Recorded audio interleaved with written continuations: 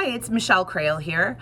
This is the fourth video in a series that's predominantly meant for early childhood education students in college or child development students who are completing practicum courses or who are in school to become early childhood educators.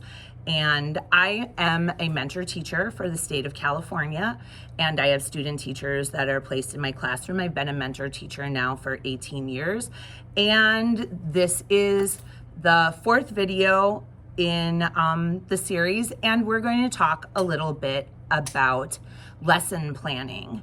It's one of the biggest components of doing a practicum course, especially in a community college setting, when you go out into the field and are placed with a mentor teacher or with a master teacher, and you are expected to implement lesson plans in the classroom. And I know that you talk about it with your professors or instructors, and you have to write out a very detailed plan that gives the components of social and emotional learning, cognitive, mental, and physical, large motor, small motor, and so forth. And you have to do generally an art activity lesson plan, a math, a science, music, so forth. There are several types of lesson plans that you have to implement or write, and some of them have to be performed in the classroom setting. And now we're sort of toward the end of the COVID pandemic, we think. And at this time, I do have students that are placed in my classroom, and they do come in. They are taking their course mentor seminars virtually, but they are coming in and doing a portion of hours in person. And some students are not doing as many in-person activities as they normally would, but I'd like to share with you, even though you do hear things from your instructor and your professors, what works best in an ECE setting. If I had to say the biggest issue that often happens when students try to implement their activities in the classroom is the lesson plan in itself is often too long or has too many components to be completed at one time. And this makes it challenging for the mentee or the student teacher, because sometimes it's very long and the children lose focus, and then in turn the teacher also loses their focus, and that can make it very challenging. And also sometimes there are just so many elements. It might be a fantastic idea, but when I see the lesson plan, I can see that it could be broken down into many lesson plans on the same topic. An example is a student might come to do an activity with the Very Hungry Caterpillar, and they read the book The Very Hungry Caterpillar, and then they bring things to cut out the fruits and vegetables in the story, or making the caterpillar or making the butterfly, and then they make them into puppets and put them on sticks, and they're going to act it out. And then they are going to have a post activity discussion about the activity, and maybe talking about in relationship to what we eat or how we feel when we eat too much. Great idea. Love The Very Hungry Caterpillar. Definitely something done with almost every preschool student in almost every preschool in the country. But within that, there may be several activities, and it might be a lot to get done in one day. The first day, you might read the story. The second day, and I understand that reading the story and then doing one of the activities might be a necessity because of the way you're implementing the activity. But reading the story and having them talk about the story is a literacy activity. You might have them answer some questions about it, that's recall. You may have them cut out fruits and vegetables or caterpillars and butterflies and make popsicle stick puppets and act it out. That's an activity. That in itself is an activity. It could be an art activity. It could be a social and emotional activity. But all of those things put together might be difficult to get done at one time. And also, sometimes it makes it hard for your preparation.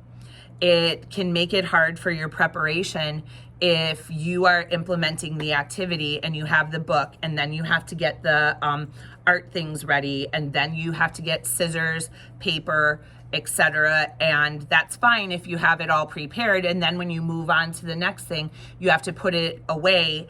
And if you're working in tandem with another person, sometimes it's easier when you have a co-teacher that's working with you and one person's doing setup and one person's actually implementing. But thinking of all those things before you actually put your activity into play, so that you don't have too much on your hands to get done when implementing the activity on your own. Playing with Play-Doh is an activity unto itself. Making Play-Doh is an activity. Then furthering it and extending it by playing with the Play-Doh, maybe making a restaurant with Play-Doh, that's another activity. All of those things together, while they can be done at one time, sometimes it's better to have those things starting by day one making Play-Doh. That's, can be math, it's making a recipe, it can be science, it's cause and effect, it's following directions. Then you've made the Play-Doh, and the next day you let children explore with the Play-Doh. Exploring with Play-Doh can also be a science activity. It can be an art activity. Then it can be dramatic play if you use it like to make a pizza restaurant or to make a flower garden. But there are many ways to make to extend an activity, and they don't all have to be done at once when implementing the activity. I often say the simpler the better. I understand that you have to have certain components covered. You have to be able to explain how this is what your social and emotional goals are and what your objectives are. And in almost any activity you do, unless it's a solo activity, you're going to have collaboration. You're going to have children show growing confidence, maybe in their small muscle skills. You're going to have children show pride if they're able to complete it. You're going to have children use language to discuss things with their friends. But I think the bottom line in this video is to say, don't necessarily have to put so many things in with one activity. If you're doing an activity in my classroom, which is a kindergarten age classroom, your activities might be a little elevated. You could do Play-Doh with kinders, but you can also do Play-Doh with twos and toddlers. And you can do the Very Hungry Caterpillar with kinders, and you can do it with toddlers. And then you want to also think about timelines, because the attention span of the twos is certainly not going to be the attention span of the 5 and 6 year olds. So you may have to adapt it if you had an activity that you did with a multi-age classroom. Prior to teaching kindergarten, I worked in a multi-age classroom that had 3 to 5 year olds. So you definitely had to put the thought into how can this activity be something that's appropriate for the 3-year-olds and also still interesting and appropriate for the 5-year-olds, not too complex for the younger ones and not too simple for the older children. And that's something that obviously takes time. I've been a teacher for 22 years and I learned something new every single day. So just when you're doing activities to implement, keep it simple. Keep it simple, and I swear you can still get all the elements, goals and objectives in an activity that's simple as well as one that's very, very complex. Thanks very much, and I'll see you next time soon with a new video.